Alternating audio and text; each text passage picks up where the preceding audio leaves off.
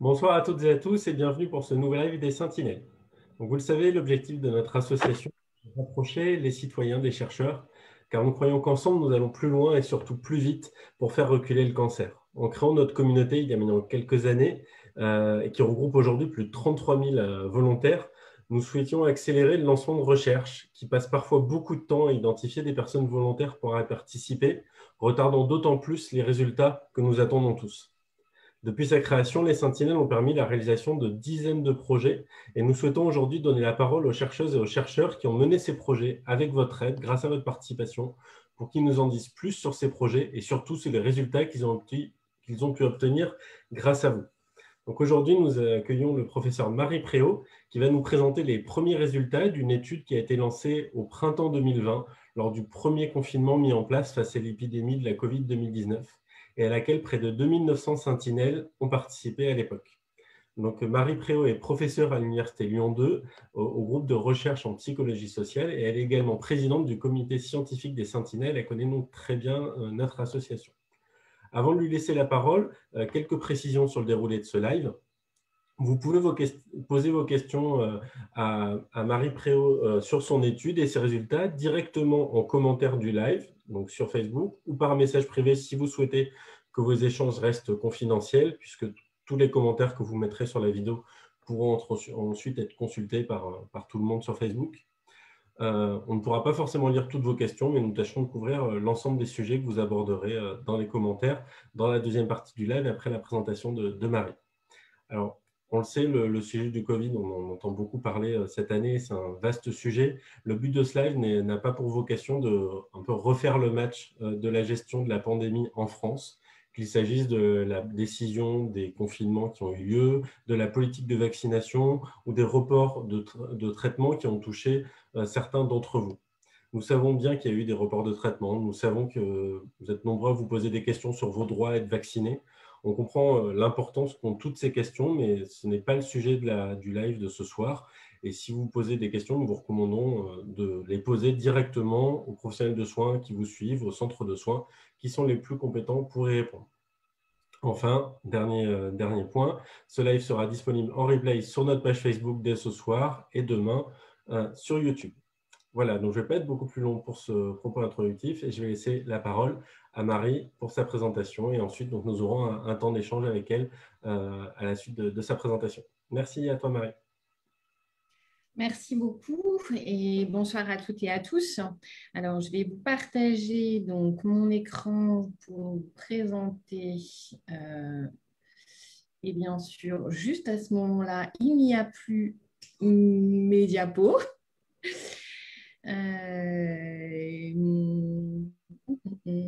Ça va arriver, je m'excuse. C'est bon, ça y est, elles sont revenues.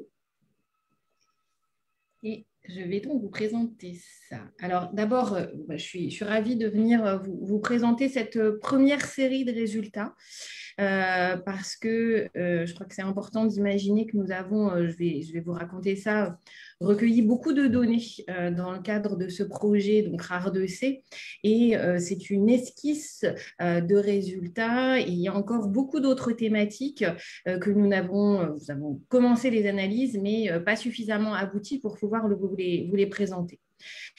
Donc, ce projet, il s'appelle RAR2C, donc représentation sociale, adaptation, risque, cancer et Covid.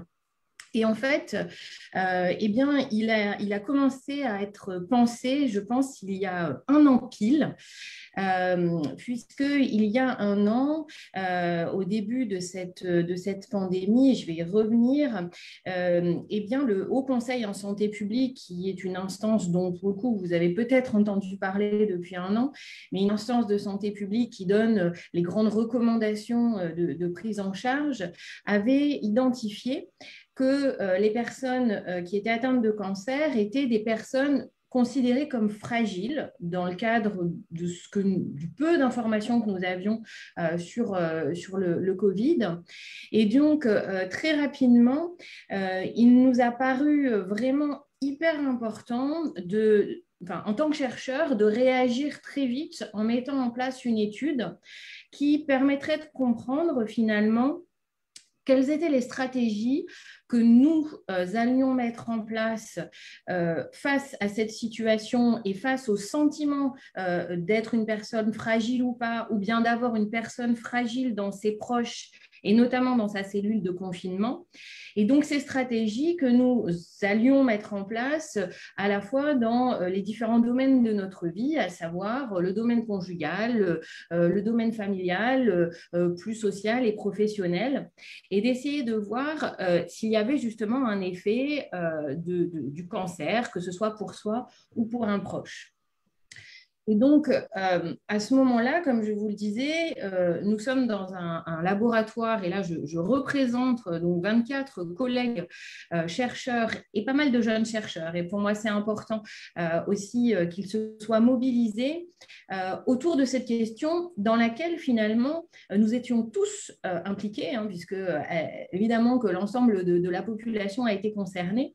Et donc, nous nous sommes mis autour de la table en nous disant que nous avions des compétences en psychologie sociale, en psychologie de la santé, c'est-à-dire dans des disciplines où on essaye de comprendre en quoi est-ce que le contexte dans lequel on vit va impacter à la fois ce qu'on pense, mais aussi tous les comportements qu'on a à mettre en place dans une situation qui était une situation tout à fait inédite. Et donc, on a vraiment construit cette approche pluridisciplinaire, c'est-à-dire que même si on est en psychologie, eh bien, on n'est pas en psychologie clinique comme d'habitude, où on travaille sur plutôt la psychopathologie, c'est-à-dire les troubles associés au psychisme. Là, ici, on avait plutôt donc l'idée de travailler sur comment le contexte de pandémie impactait ce qu'on pense, ce qu'on fait, ce qu'on ressent par rapport à cette situation, et notamment quand on est atteint de cancer ou pas. Et donc, c'est vraiment une mobilisation collective où nous avons travaillé très rapidement et je pense que c'est important de le souligner, c'est-à-dire que vous savez que la recherche, il faut toujours du temps entre le moment où on pense une question, le moment où on arrive à la problématiser, à rédiger un protocole. Les protocoles, c'est des textes longs, un petit peu très rigoureux, on va dire, et donc il faut se mettre d'accord. C'est toujours un temps un petit peu complexe à planifier en plus. Et puis après, il faut des autorisations, ce qui est très important, hein, les autorisations éthiques, c'est-à-dire que est-ce que la recherche qu'on est en train de mettre en place, elle ne pose pas de problématiques éthiques. Et puis juridique, vous savez qu'on a depuis un certain nombre d'années, la CNIL avec la protection des données personnelles est quelque chose auquel on doit se soumettre en tant que chercheur, et c'est bien normal.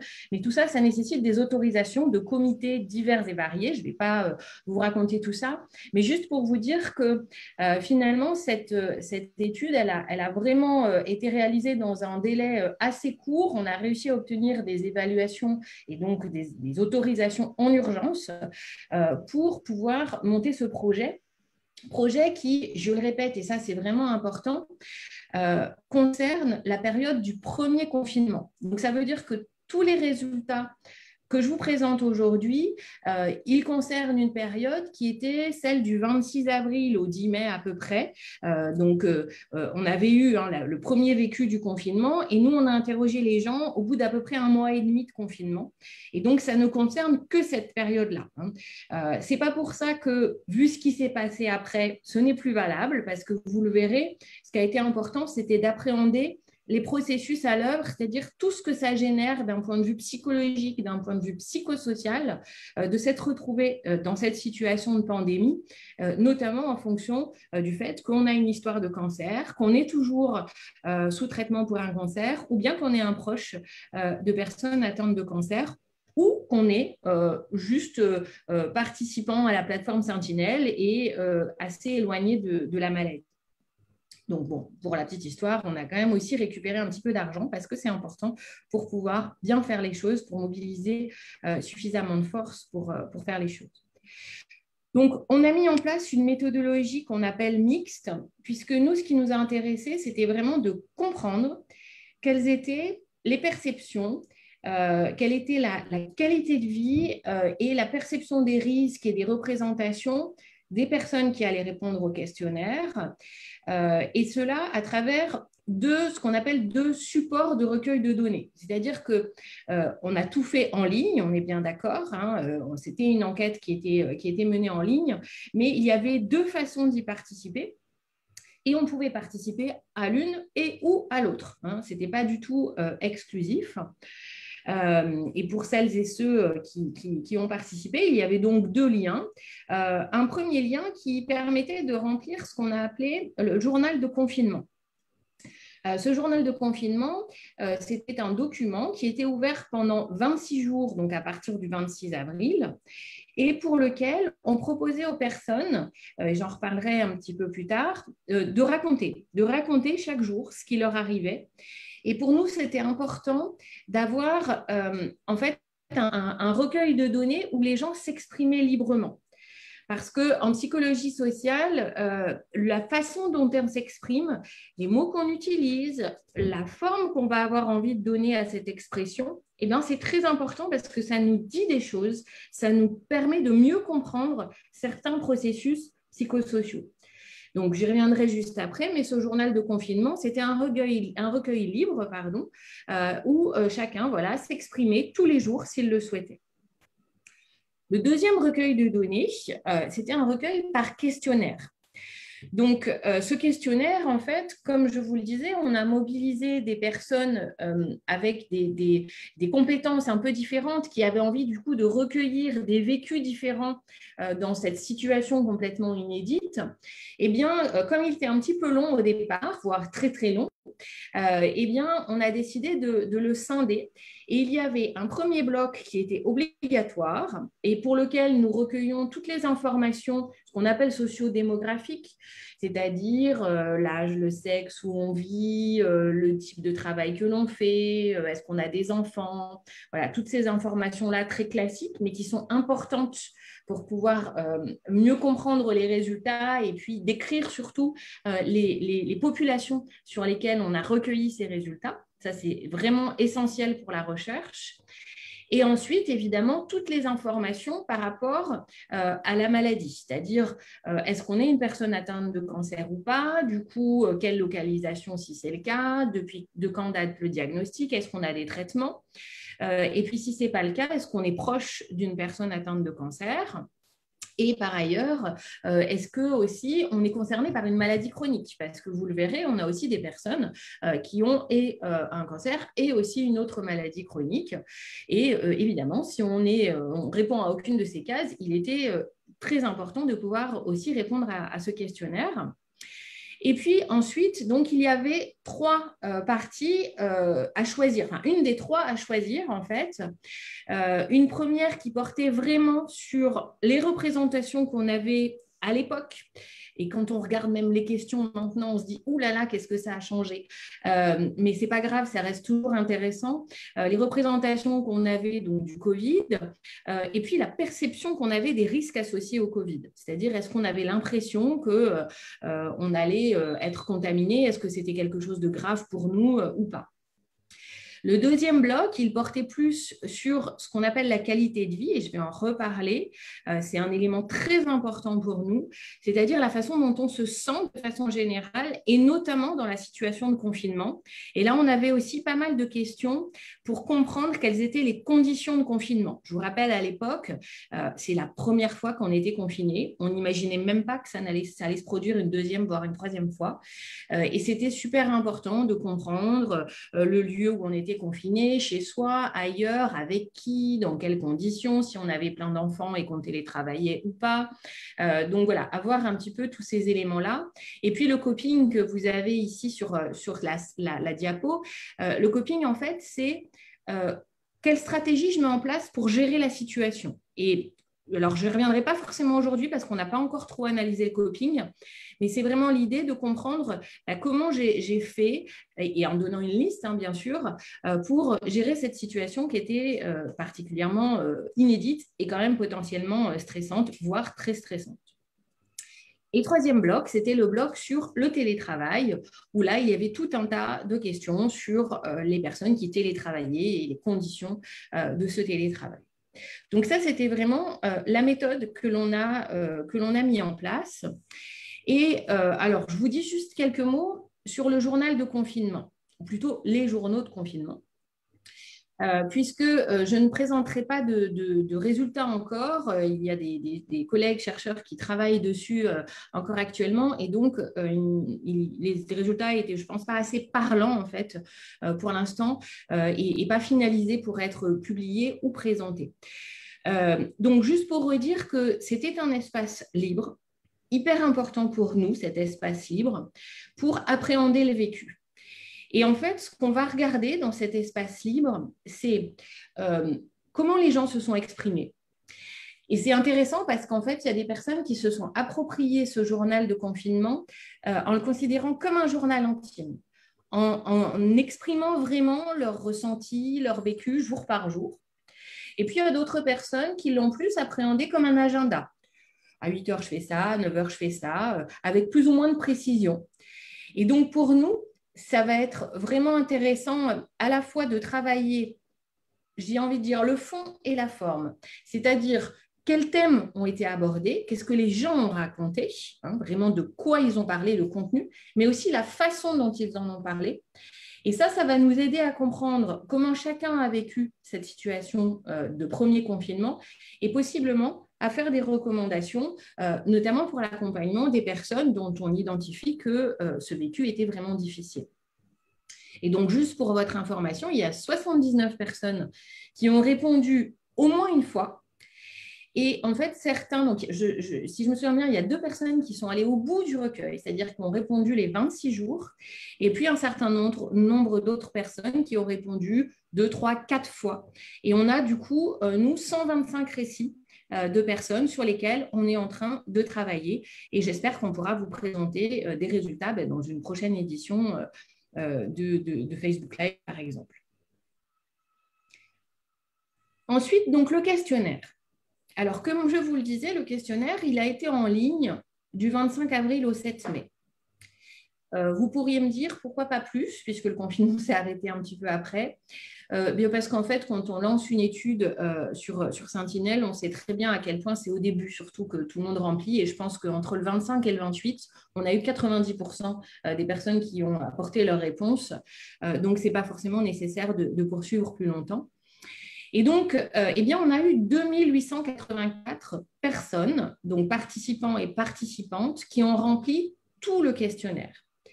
Et ça, c'est énorme. Pour nous, pour vous dire, les jeunes chercheurs qui travaillaient sur le projet étaient vraiment très, très impressionnés par la force de frappe de Sentinelle.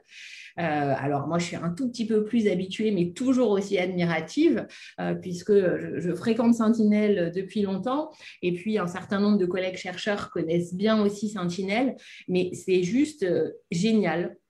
Et pour le coup, pour participer à d'autres projets en lien avec le Covid, je peux vous dire que personne n'a eu autant de réponses dans un délai aussi court sur des sujets qui ne sont pas faciles, où je sais que voilà, pour répondre à certaines questions, ce n'est pas évident. Il y a de l'émotion, il y a des sentiments pas simples à gérer.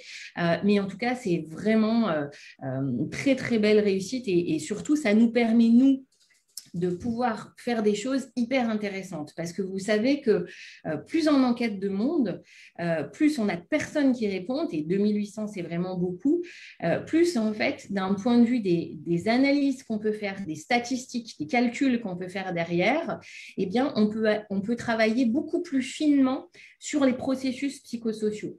Parce que nous, ce qui nous intéresse, et c'est vraiment un message important que je vais vous faire passer, c'est pas juste de dire il y a tant de pourcents des gens qui font ça ou qui pensent ça, mais c'est d'essayer de comprendre les liens entre justement la façon dont qui je suis impacte ma qualité de vie. Et pour ça, il faut que j'ai plein de variables qui recueillent qui je suis, parce que qui je suis, c'est plein de choses à la fois, et que je fasse le lien avec, par exemple, les différentes questions qui mesurent la qualité de vie. Et donc ça, c'est vraiment important, cet effectif important des 2800, il va nous permettre de faire des choses beaucoup plus poussées, beaucoup plus intéressantes. Donc, 95,6% de femmes. J'ai envie de dire merci aux hommes qui ont répondu parce que malgré tout, sur 2800, pour l'instant, je vais vous présenter que des résultats qui portaient sur les femmes, mais on va faire des analyses sur les hommes. C'est en cours parce que c'est super important et voilà, c'est chouette qu'ils se soient appliqués aussi. Et donc, voilà, une population de 45 ans en moyenne. Et vous avez la répartition, en fait, sur les 3 blocs que j'évoquais. Donc, 2884 sur le bloc obligatoire et ensuite, ça se répartit donc comme c'est présenté ici sur la slide. Très rapidement sur l'ensemble, sur les 2884 personnes qui ont accepté de répondre, eh bien, on a un petit tiers qui sont des personnes qui ont eu une histoire de cancer. Donc ça, c'est important. Et parmi ces personnes, eh bien, il y en avait 40% qui étaient toujours sous traitement au moment de l'étude. Donc, à peu près 30% qui ont eu une histoire de cancer et parmi elles, donc un gros tiers pour le coup qui sont toujours sous traitement. Et aussi très important, et aujourd'hui je ne vais pas vous présenter encore d'analyse sur cette population-là, mais c'est une population très précieuse pour nous parce qu'elle est difficile à toucher, difficile à enquêter. 22% donc de ces 2880, ce sont des participants ou des participantes qui sont des aidants. Donc, des personnes qui se définissaient à ce moment-là comme étant proches d'une personne malade, dont un quart était proche d'une personne atteinte de cancer. Donc, pour le reste, des maladies chroniques. Mais vraiment, ça va être une population sur laquelle on va travailler parce que, voilà, difficile à toucher et qu'on n'a pas toujours envie d'embêter. Et en tant que patient aussi, souvent, on n'ose pas trop demander à nos aidants de participer à des recherches parce que on sait que c'est pas simple. Donc, voilà, ça, c'est la description de la population globale de l'étude RAR2C. Et maintenant, je vais vous présenter 2 études, 2 sous-études, on va dire, qui, elles, portent du coup sur des populations, des sous-populations qui sont un peu différentes que je vais vous décrire dans un premier temps.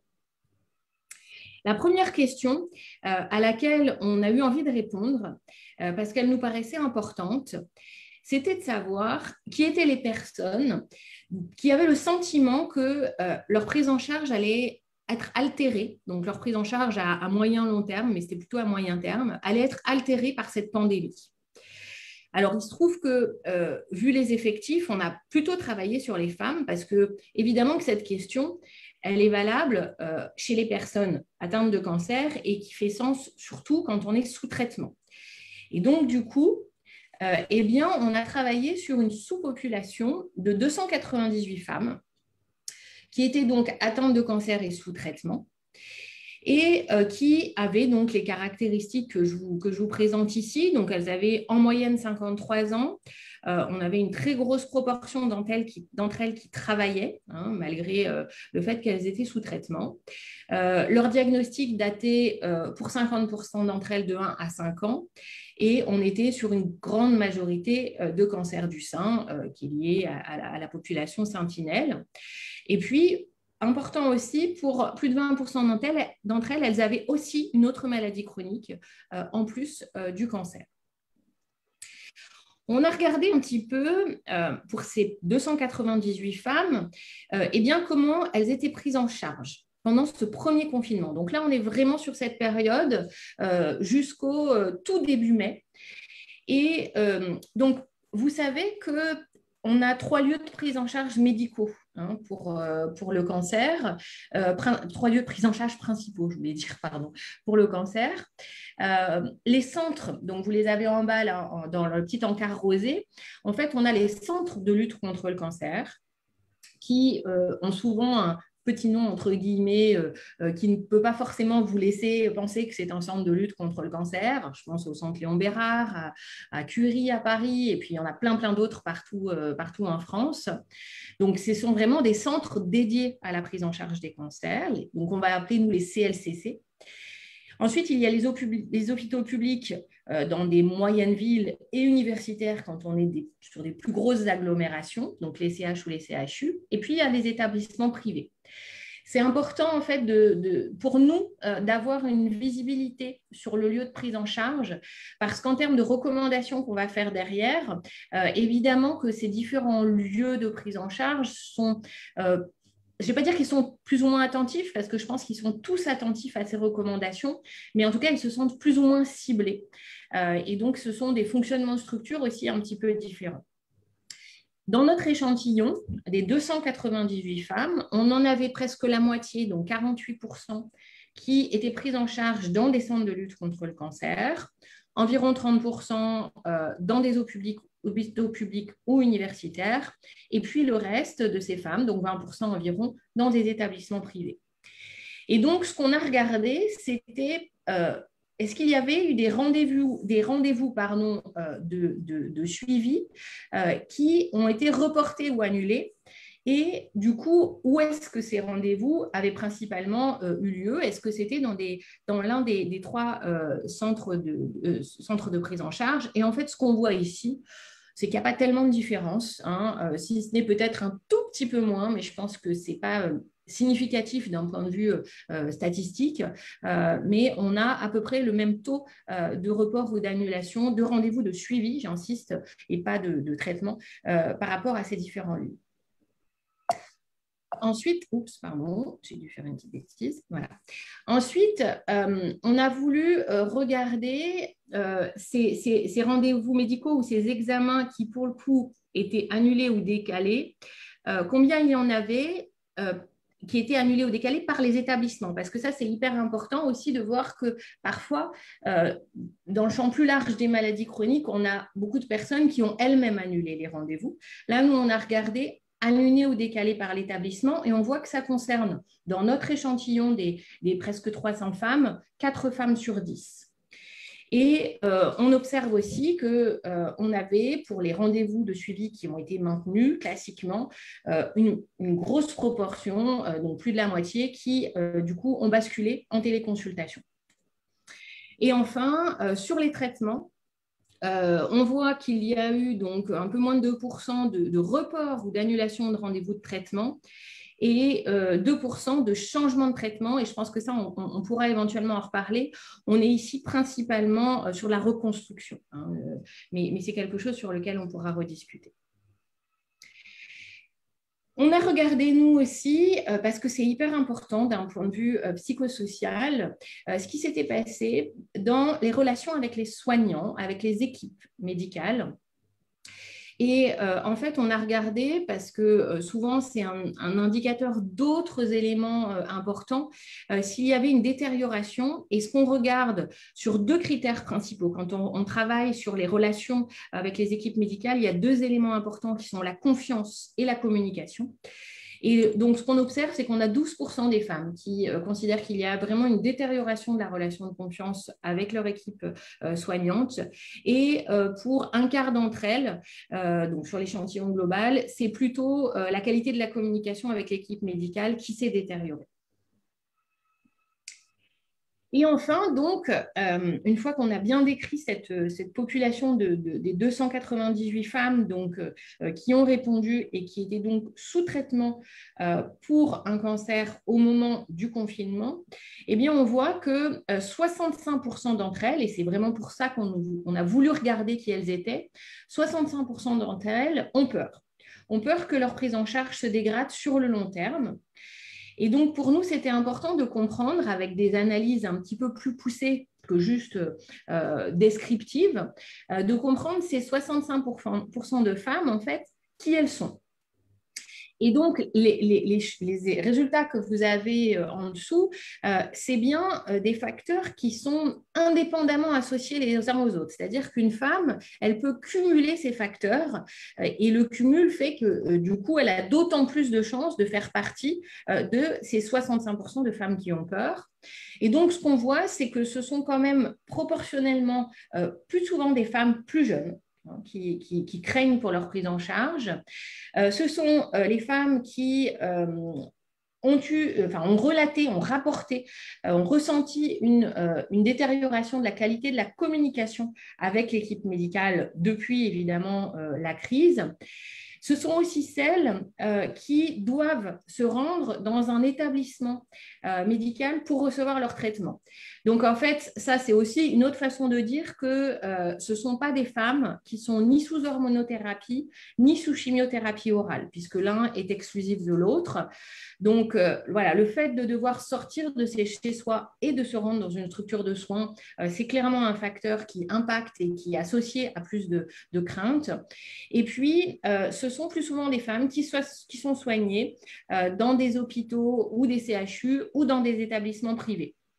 Donc, les femmes, finalement, prises en charge dans des centres de lutte contre le cancer ont moins la crainte que leur prise en charge se dégrade. Donc, ça, c'est une première analyse que nous avons menée, donc qui portait, je le rappelle, sur le premier confinement, ça c'est très important, qui porte sur leur perception. Ici, on n'est jamais allé vérifier, hein, est-ce que j'ai le sentiment finalement que ma prise en charge va se dégrader, et surtout, on est sur du déclaratif, c'est-à-dire que tout ce qu'elle nous déclare sur les rendez-vous reportés, etc., on ne croise jamais avec des données médicales, ce n'est pas notre intérêt, et nous, c'est vraiment le vécu qui nous intéresse de croiser pour mieux comprendre et donc proposer un certain nombre de recommandations de prise en charge. Ensuite, on a fait une deuxième étude sur un objet un concept plutôt qui nous intéresse beaucoup et qui est très important pour nous, qui est la qualité de vie.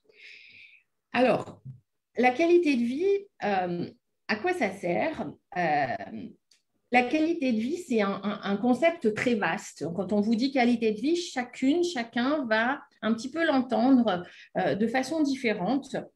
Mais dans le champ de la santé, bien, c'est un concept qui est très important. Parce que si vous avez participé à des études ou si vous avez échangé avec des soignants, souvent, on vous pose des questions. Alors, on travaille sur les effets secondaires. Après, on va travailler, par exemple, sur l'anxiété, sur la dépression. On va retravailler sur les symptômes physiques. En fait, souvent, on a l'impression que la façon dont on appréhende la façon dont une personne vit, elle est très morcelée. Et donc, on a des mesures différentes, mais que, à un moment donné, c'est hyper important de pouvoir avoir une mesure globale de comment je me sens dans ma vie en ce moment par rapport à ce qui est important pour moi.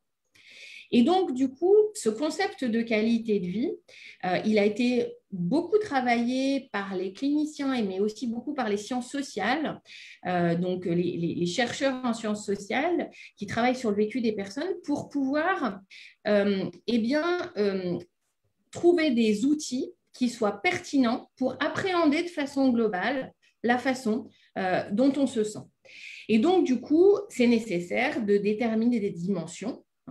La santé physique, la santé mentale, la santé sociale, les relations avec les autres, la façon dont je suis épanouie au travail ou pas, et puis d'autres dimensions comme le niveau d'indépendance aussi, par exemple. Et cette qualité de vie, du coup, pour la travailler, pour l'étudier, on va avoir différentes façons de faire. Il y a une approche qui est très, très classique, qui est le fait de proposer ces fameuses dimensions que j'évoquais tout à l'heure, et chacune de dimensions, de dire si, au moment où on remplit, est-ce qu'on est satisfait de cette dimension? Est-ce que je me sens bien par rapport à ma qualité de vie mentale, par rapport à ma qualité de vie sociale ou ma qualité de vie physique? Ça, c'est hyper classique et c'est ce qu'on utilise dans beaucoup, beaucoup d'études. C'est une première information déjà importante. Maintenant, nous, ce qui nous a intéressé, c'est d'avoir une approche plus poussée, c'est-à-dire que on a évidemment demandé sur chacune des dimensions comment les personnes se sentaient, mais surtout, on a demandé aussi aux personnes si cette dimension, elle était importante et comment elle était importante par rapport aux autres dimensions. Et ce qui est intéressant ici, c'est de regarder si la qualité de vie, donc sur chacune des dimensions, chacun ou chacune en est satisfait. Donc, ma dimension physique, la qualité de vie physique, est-ce que je suis satisfait? Est-ce que c'est important pour moi? Et puis d'aller demander comment c'était, et notamment plus spécifiquement comment c'était avant le confinement. Ou bien si on travaille par exemple sur l'effet d'un traitement sur la qualité de vie, on le pose à un moment donné au début du traitement, puis on le demande à la fin. Et du coup, en fait, on va regarder si les gens changent les dimensions importantes dans leur vie? Et donc, est-ce qu'ils mettent en place ce qu'on appelle des stratégies d'adaptation où finalement, à un moment donné, si j'ai pris un traitement ou si, par exemple, ici, j'ai été confrontée à une situation de confinement, à un moment difficile, eh bien, est-ce que je me suis adaptée et est-ce qu'il y a certaines dimensions, comme j'en étais pas très satisfait, j'ai pu les considérer comme un peu moins importantes, ce qui me permet du coup de garder une qualité de vie globale que je vais considérer comme acceptable ou pas. Et donc, en fait, si vous voulez, ça permet de mesurer cet élément important de l'adaptation. Et quand on est confronté à un événement difficile, eh bien, presque on mesure une forme de résilience. Alors, nous, on l'appelle le développement post-traumatique plutôt, mais voilà, comment est-ce que j'arrive à m'adapter et à trouver quelque chose possiblement de positif dans ce que je suis en train de vivre. Donc, du coup, dans ce questionnaire RAR2C, eh bien, ce qu'on a fait, c'est qu'on a mesuré la qualité de vie, donc avec un questionnaire qui évaluait 12 dimensions. Et à chaque fois, on a demandé d'évaluer donc l'importance de la dimension et la satisfaction sur la dimension. Et ça, on a demandé de le remplir pendant le confinement, donc au temps T où on remplissait le questionnaire. Mais on a aussi demandé à chacun et chacune de l'évaluer de façon rétrospective avant le confinement.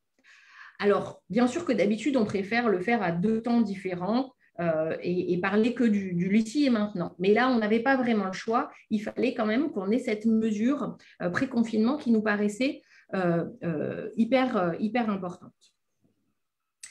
Et donc, c'est sur cette base-là que nous avons construit donc, les 3 questions de recherche auxquelles je vais essayer de vous répondre aussi aujourd'hui, en tout cas avec ces résultats. La première question, c'était le fait de savoir si avoir une histoire de cancer, est-ce que ça a impacté les dimensions importantes de notre qualité de vie? Indépendamment de la situation de confinement, finalement, est-ce qu'on a une différence dans les dimensions importantes de la qualité de vie? Ensuite, l'idée, c'est de savoir si est-ce que cette situation de premier confinement, elle impacte la qualité de vie, qu'on ait un cancer ou pas. Bien évidemment, on va regarder si c'est différent selon l'histoire de cancer ou pas.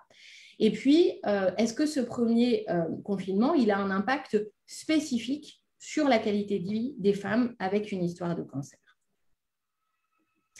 Alors, dans cette étude-ci, pour le coup, vous voyez que on n'est plus sur les 298 femmes avec une histoire de cancer et un traitement, mais on est sur 1303 femmes, dont on en a à peu près 70% qui, donc celles que vous voyez en jaune ici, qui n'ont pas d'histoire de cancer, et puis 28% qui ont une histoire de cancer, dont je crois que c'était 11% qui étaient avec un traitement, donc en rose pâle, et en violet, des femmes qui ont une histoire de cancer, mais qui ne sont plus sous traitement. Et pour les deux groupes de femmes avec histoire de cancer, on avait 82% de femmes avec une histoire de cancer du sein. Alors, la première chose, c'est donc regarder, comme je vous le disais, les femmes avec une histoire de cancer versus les autres et la façon dont elles accordent de l'importance aux dimensions de leur qualité de vie. Et ici, ce qui est intéressant, c'est qu'on voit que les femmes avec une histoire de cancer, eh bien, elles accordent plus d'importance à 3 dimensions de leur qualité de vie par rapport aux femmes sans histoire de cancer. Et ces 3 dimensions, c'est les relations avec leurs enfants et leurs familles, leur santé physique et leur vie sociale et culturelle. Et par contre, par rapport aux femmes sans histoire de cancer, ce qu'on voit, c'est qu'elles considèrent comme moins importantes leur vie sentimentale et sexuelle, leur vie professionnelle et les activités domestiques.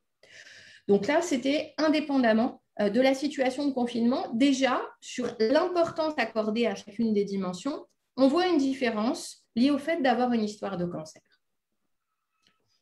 Ensuite, ici, on regarde quels sont les effets du confinement sur la qualité de vie. Alors, je vous disais tout à l'heure, je parlais des dimensions de la qualité de vie. On pouvait aussi faire un score global. Et donc ici, on a fait un score global de qualité de vie qui est un score de 0 à 100, tout simplement. Et donc, on a regardé eh bien, la qualité de vie qu'elle déclare au moment du confinement, donc pendant, la qualité de vie qu'elle déclarait sur l'avant, évidemment, c'est rétrospectif, hein, donc avec les limites que ça peut avoir, et on a regardé le différentiel. Et en fait, ce qu'on voit ici, c'est que la qualité de vie, elle se dégrade de toute façon, qu'on ait une histoire de cancer ou pas. Puisque vous voyez, les moins 15, ça veut dire qu'on perd 15 points de qualité de vie chez les femmes sans histoire de cancer entre l'avant et le pendant confinement. Et chez les femmes avec histoire de cancer, on perd 19 points. Donc, ça signifie qu'il y a une dégradation pour toutes, mais qu'elle est plus importante chez les femmes atteintes de cancer. Ensuite, donc ça c'était vraiment un résultat important et c'est un résultat assez inédit puisqu'on n'a pas d'autres données de ce type. Ensuite, on a regardé quelles étaient entre l'avant et le pendant les dimensions qui bougeaient, qui étaient moins importantes finalement, et ici en confondant les femmes, en ne distinguant pas les femmes atteintes de cancer ou pas. Donc finalement, quel est l'effet du confinement sur les dimensions importantes de la qualité de vie des femmes de rare de C? Et ce qu'on voit, c'est qu'il y a des dimensions qui deviennent plus importantes, donc le bien-être moral, la santé des proches et la santé physique personnelle, qu'on soit atteint de cancer ou pas. Et on voit qu'il y a des dimensions qui sont moins importantes. C'est la vie professionnelle, qui était pourtant la troisième dimension la plus importante et qui chute clairement dans les 10e rangs à peu près, qu'on ait une histoire de cancer ou pas. Assez, logique ou pas, mais en tout cas, c'est un fait, et la vie sociale et culturelle. Donc déjà, on voit aussi que cet effet du confinement, il a permis de reprioriser les choses importantes de la vie, qu'on soit atteint de cancer ou pas. On a ensuite regardé justement ces repriorisations. Et en fait, ici, il y a un résultat qui pour moi est vraiment super important, qu'on avait jamais observé. Évidemment, il n'y avait pas de situation pandémique, vous allez me dire. Mais c'est que dans ces changements de dimension importantes, il y en a plus chez les femmes sans histoire de cancer que chez celles qui ont déjà eu une histoire, qui ont une histoire de cancer, qu'elles sont en traitement ou pas. Ici, comment on interprète ça? En fait, on se dit que face à un événement difficile de la vie, eh bien, on s'adapte. Donc, on repriorise, on redonne une importance différente aux différentes dimensions de notre qualité de vie. Et en fait, ici, proportionnellement, les femmes avec une histoire de cancer, elles ont moins changé les dimensions importantes, mais parce qu'en fait, elles avaient probablement déjà fait ce travail avant et qu'il était encore plus compliqué de le faire pour elles pendant cette période de confinement. Et c'est probablement aussi ce qui explique le fait qu'il y a une qualité de vie plus dégradée chez les femmes avec une histoire de cancer. Et du coup, eh bien, dans ces dimensions qui sont dégradées, en fait, alors, tout à l'heure, c'était vraiment l'importance des dimensions. Ici, c'est la satisfaction sur ces dimensions. En gros, le score plus ou moins important de qualité de vie qu'on a sur chacune des dimensions. En fait, ici, il porte principalement, donc la satisfaction est moins importante sur ces 4 dimensions, donc l'autonomie, la santé et le bien-être des proches. Pardon, j'ai fait une bêtise. La santé et le bien-être des proches, les loisirs et l'engagement associatif. Donc ça, c'est vraiment quelque chose sur lesquels les femmes sont moins satisfaites qu'avant le confinement. Mais les femmes avec histoire de cancer sont encore moins satisfaites sur les 3 dimensions que vous avez en bas. Donc ici, c'est plus tant est-ce que c'est important pour elles, mais c'est le niveau de satisfaction sur ces dimensions. Et on voit que sur les 3 d'en bas, la santé et le bien-être des proches notamment, elles sont encore moins satisfaites lorsqu'il y a une histoire de cancer. Et enfin, dernier résultat sur la qualité de vie, ici, on est uniquement et vraiment que chez les femmes avec une histoire de cancer. Et on a regardé les dimensions les plus importantes. Donc ici, elles sont vraiment par ordre. D'ailleurs, j'aurais dû mettre un chiffre, je m'en excuse. Elles sont par ordre d'importance, de la plus importante à la moins importante, avant le confinement sur la colonne de gauche et pendant donc ce premier confinement sur celle de droite. Alors, ce qu'on voit, c'est que la dimension la plus importante avant-pendant, ça reste la même. C'est bien les relations avec la famille et les enfants.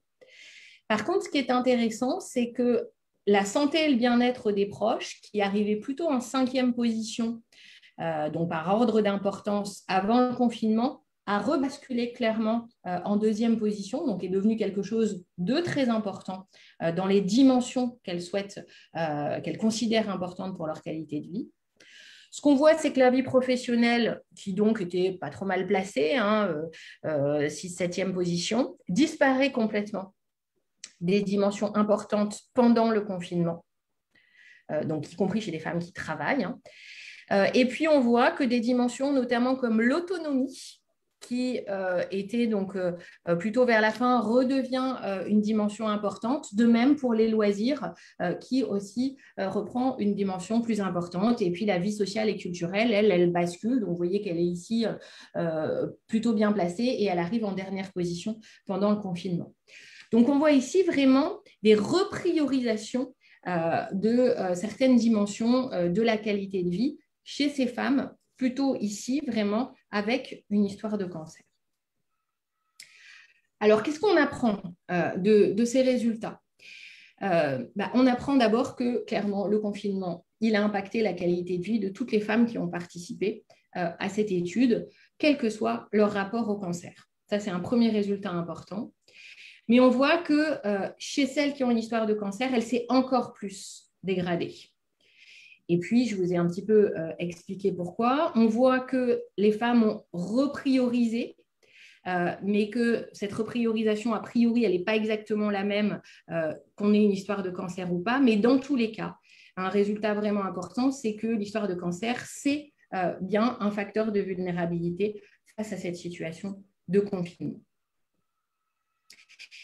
Dernier élément sur lequel je voulais vous dire 3 petits mots, parce que je pense qu'on va me dire que j'ai peut-être pris un petit peu de temps, je vous l'ai dit, il y avait plein de questions et il y en a encore plein de choses à travailler sur cette étude. On a travaillé sur la perception des risques d'être contaminé par la ou le Covid, je ne sais comment dire. Et juste pour vous dire quelques mots sur le fait qu'on avait plusieurs items qui nous permettaient d'appréhender si on a l'impression d'être à risque d'être infecté par le Covid. Et en fait, à partir de ces items, eh bien, on a pu construire des profils de personnes plus ou moins inquiètes. Et donc, ici, je vous présente vraiment juste sur une diapo, donc ça va aller vite, le fait que, je répète, pendant le premier confinement, ça c'est hyper important parce que les choses ont évolué et je vais en reparler après, on avait finalement à peu près un tiers des personnes qui étaient très inquiètes et puis 20% de notre échantillon qui était modérément inquiet, mais quand même plutôt du côté des inquiets, et que ça, c'était clairement des personnes qui étaient plus souvent atteintes de cancer, plus souvent avec traitement, et qui avaient aussi des maladies chroniques. Donc, ça veut dire que si on a les 3, on a beaucoup plus de risques d'être très inquiet par rapport au risque d'être infecté. Et puis, on avait 2 autres groupes qui étaient ceux qui n'étaient pas du tout inquiets ou inquiètes, ou plutôt pas inquiets. Ça, c'était les populations les plus jeunes. C'était aussi celles qui travaillaient à l'extérieur pendant le premier confinement. Donc là, vous voyez qu'il y a un enjeu de rationalisation par rapport à ce qu'on est obligé de mettre en œuvre. Et puis, on n'avait pas vu de différence, même si on n'a pas beaucoup d'hommes, mais là, on en avait quand même dans cet échantillon-là, qu'on soit un homme ou une femme par rapport à la perception des risques. Ça, c'est un élément qu'on a pu mettre ces éléments, on a pu les mettre en évidence sur le premier confinement. Certains qui ont eu l'occasion d'y participer, certaines, savent qu'on a fait un 2e recueil de données. En fait, on a repris uniquement le questionnaire, on l'a allégé parce qu'on sait qu'il était long et puis que la situation avait un petit peu changé et on l'a refait passer. Il a été resoumis à Sentinelle, aux personnes de Sentinelle en décembre, donc fin novembre, début décembre plutôt, donc pendant le second confinement. Et ce qui va être très intéressant et ce qui fait que justement ces données, elles sont vraiment précieuses et même s'il s'est passé plein de choses depuis, ce qui va être super intéressant pour nous, ça va être de comparer et d'essayer de comprendre comment ont évolué ces profils et surtout qui sont les personnes qui sont restées très inquiets ou pas, quelles sont les variables qui ont fait que justement le fait de sortir de chez soi, pendant le deuxième confinement, clairement, ça a évolué. Donc nous, justement, parce qu'on a aussi beaucoup de répondants et de répondantes, et sur la rare de ces deux, on est quasi aux mêmes effectifs, c'est-à-dire qu'on a aussi presque 2800 personnes qui ont répondu. Ce n'est pas forcément les mêmes, mais vous voyez, on a un bel effectif et on va pouvoir faire vraiment des jolies stats pour pouvoir mettre en évidence des processus. Et donc ça, c'est un élément très, très important pour nous. Alors, quels sont les principaux enseignements de ces premières analyses? Parce que vous l'avez compris, il y en a d'autres à mener. D'abord, une première chose importante, c'est que, évidemment, mais il fallait le montrer parce que les sciences sociales, parfois, elles peuvent, surtout quand on est confronté aux médias, elles peuvent donner l'impression que, oui, une proportion importante de femmes a perçu un impact de la crise sur sa prise en charge. Probablement qu'on l'entend ou sur BFM ou dans le Monde. Je fais exprès d'avoir des médias extrêmement différents. Sauf que là, en fait, il faut le prouver. Il faut le prouver scientifiquement et avec ces questionnaires et grâce à toutes les personnes qui ont pu prendre le temps de remplir ces questionnaires, nous, on peut apporter un élément scientifique, statistique, pour dire aux médecins, vous voyez, qu'il en soit dans la réalité, de toute façon, on a des gens qui ont le sentiment que c'est un impact de la prise en charge et donc il faut faire attention à ça. Il faut faire attention. On voit aussi le type de traitement, le type de lieu de prise en charge dans lequel on se trouve, eh bien, ça impacte ce sentiment associé à une dégradation ou en tout cas une peur que la prise en charge soit dégradée et que la communication et la qualité de la communication avec les soignants, on le sait, c'est important, mais il faut le reprouver toujours avec des données scientifiques. Et là, grâce à ces données-là, on va pouvoir le montrer. Et puis, l'autre résultat vraiment important, c'est la qualité de vie qui se dégrade, et plus spécifiquement quand on a une histoire de cancer. Et ça, c'est une donnée qu'on va valoriser, c'est-à-dire qu'on va le faire savoir par des supports scientifiques qui parlent aux acteurs de la prise en charge pour qu'on puisse en tirer des vraies recommandations de prise en charge. Et puis, bien évidemment, on va avoir toutes les autres analyses à mener sur les liens entre le télétravail et puis on a beaucoup de femmes, vous l'avez vu, qui télétravaillent et ont une histoire de cancer. Donc, ça, on va regarder comment ça s'imbrique avec les stratégies de gestion du stress et puis avec la situation des aidants aussi, qui est hyper importante à travailler.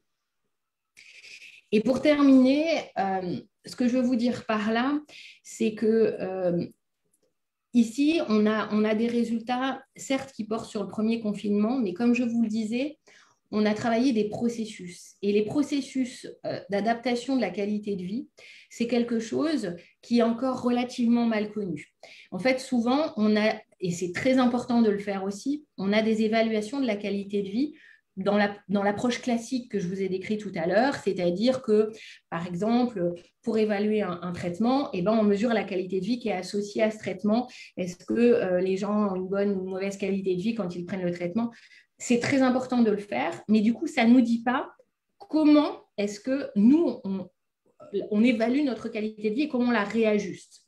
Et donc, ces résultats-là que je vous ai montrés tout à l'heure sur la population des femmes avec une histoire de cancer sont extrêmement importants. Ils vont nous permettre d'aller beaucoup plus loin d'un point de vue des résultats scientifiques fondamentaux aussi, et de faire passer des messages aux cliniciens, aux acteurs de la prise en charge pour dire que, oui, c'est plus compliqué, mais c'est plus compliqué parce qu'en fait, les femmes, elles se sont déjà adaptées plein de fois. Elles ont déjà essayé de revoir les champs de leur vie, les dimensions de leur vie sur lesquelles elles pouvaient avoir une évaluation à peu près positive. Et là, elles ne peuvent pas encore refaire ce travail-là face à une crise pandémique. C'est vraiment difficile et coûteux. Et donc, il faut être présent et donc, il faut développer tout un stratégie tout un tas de stratégies par rapport à la prise en charge, notamment du cancer, et puis possiblement aussi d'autres maladies chroniques. On creusera pour celles et ceux qui sont concernés dans notre échantillon. Donc, ces résultats, ils sont vraiment très importants. Ils sont très importants. On va les faire passer et dans le champ de la santé publique, alors dont on parle beaucoup en plus avec ces crises pandémiques, pour améliorer les recommandations générales, dans le champ de la clinique, pour que les médecins qu'on rencontre au jour le jour soient bien au fait de tout ça, et puis chez les chercheurs, pour améliorer les stratégies de recherche autour de la qualité de vie. Et tout ça, encore 1000 fois merci, parce que c'est grâce à tout le temps que vous passez, que les sentinelles passent à remplir des questionnaires qui peuvent parfois paraître un petit peu longs, hyper intéressants, je vous l'accorde aussi. Ou parfois, vous avez l'impression qu'il y a certaines questions qui se ressemblent, mais en fait, si on vous les pose comme ça, c'est parce qu'on est obligé d'avoir des indicateurs solides derrière pour faire entendre justement ces résultats importants liés au vécu au sein de la communauté scientifique. Donc, encore 1000 fois merci. Et puis, évidemment, je suis ravie de répondre à vos questions sur ces tout premiers résultats. Merci Marie. Alors, je pense que tu peux arrêter de partager ton micro. Ouais, voilà. Alors, j'ai quelques questions des sentinelles, peut-être pour des éclaircissements par rapport à certains points que tu as abordés. Alors, sur la première étude donc, qui concernait donc, les femmes euh, avec une histoire de cancer, quand on parle des personnes qui sont sous traitement, est-ce que ça concerne les femmes qui étaient sous hormonothérapie aussi? Alors, tu en as un peu parlé après. On parle de l'hormonothérapie et de la chimiothérapie orale. Voilà, est-ce que tu peux préciser qu'est-ce qu'on entendait par… Oui, on avait ici dans cet échantillon, on a un peu plus de 40% de femmes qui sont sous hormonothérapie. On en a 20 et quelques pourcents qui sont sous chimio orale. Et donc le reste des femmes est plutôt sous chimio et sur radio, chimio IV ou radio. Mais oui, l'hormono a été intégré ici dans les traitements. Et c'est d'ailleurs pour ça qu'on voit cet effet d'être obligé d'aller dans un lieu de prise en charge. Et c'est pour ça que j'ai mis c'est soit obligé d'aller dans un lieu de prise en charge ou bien ne pas être obligé. Et ne pas être obligé, ça renvoie à hormono ou chimio orale. D'accord, ok. Alors, pour être sur cette première étude, donc tu parlais à la fin de ta conclusion que l'objectif de cette étude aussi, c'est de pouvoir faire des recommandations. Quelles seraient les recommandations que tu verrais? Alors, on a vu par exemple qu'il y avait des différences de perception en fonction des différents types de structures par lesquelles on est suivi, que ce soit un centre de lutte ou un établissement privé. Est-ce que ça veut dire voilà, qu'il faut peut-être des recommandations différentes en fonction des centres? Voilà, quels sont le message que tu vois dans les résultats de cette première étude? Oui, je pense qu'il y a différents niveaux de recommandation. Pour moi, il y a un niveau de recommandation générale aux soignants, quel qu'il soit, puisque c'est cumulatif, hein, les différentes variables que j'ai présentées, c'est maintenir la communication. Parce qu'on voit que quand il y a le sentiment que la communication se dégrade, eh bien, ça génère beaucoup d'angoisse. Et donc, il y a un message fort qui est de dire maintenez à tout prix la communication. Probablement que les choses ont évolué, mais ce sera important de voir justement par rapport au mois de décembre et aux nouvelles données de décembre et que les différents lieux de prise en charge se sont adaptés. Mais ça, c'est le premier niveau. Le deuxième niveau, c'est qu'il y a clairement un effet centre. Les centres de lutte contre le cancer sont dédiés à cela et on voit que a priori, les personnes qui sont prises en charge dans ces centres-là avaient un peu moins de peur d'avoir une dégradation de leur prise en charge. Donc, ça veut dire qu'il faut qu'on mette le paquet sur les autres lieux de prise en charge en disant attention, vous êtes plus généraliste, vous n'êtes pas que dédié au cancer. Du coup, est-ce que c'est parce qu'il y a eu du Covid dans ces lieux-là, de la prise en charge, du COVID, de la prise en charge du Covid, pas du… bon, ça, on n'a pas l'information, mais en tout cas, c'est un deuxième niveau de communication plus structurel, plus général à mettre en place à partir de ces résultats-là. Oui. Alors sur la deuxième étude, donc sur la qualité de vie, il y avait quelques aussi précisions demandées par les sentinelles. Donc tu as montré les différences entre les femmes qui ont une histoire de cancer et celles qui n'ont pas d'histoire de cancer.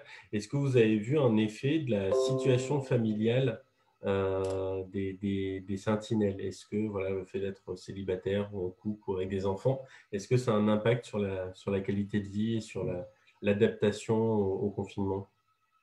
Alors, de mémoire, sur la façon dont les personnes ont accordé une importance différente aux dimensions, non, ça c'est sûr.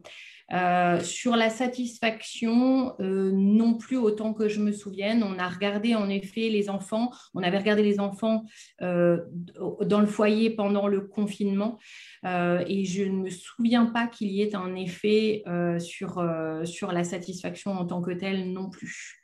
Après, là, on a vraiment essayé de comprendre ce qui se passait et on n'a pas intégré encore toutes les variables qui vont nous permettre d'expliquer la dégradation de la qualité de vie. Là, pour nous, ce qui était intéressant, c'est que pour une fois qu'on n'avait pas qu'un seul score global, comme c'est le cas dans la plupart des études, eh bien, on a voulu creuser ces dimensions, comment elles bougeaient, dans leur importance et dans leur satisfaction. Dans des prochains résultats, je pense que j'arriverai à mieux vous présenter, en effet, quels sont les facteurs qui protègent, entre guillemets, de la dégradation de la qualité de vie ou l'inverse. Mais ici, voilà, l'objectif, c'était de comprendre ce qui se jouait, en fait, vraiment le processus. D'accord.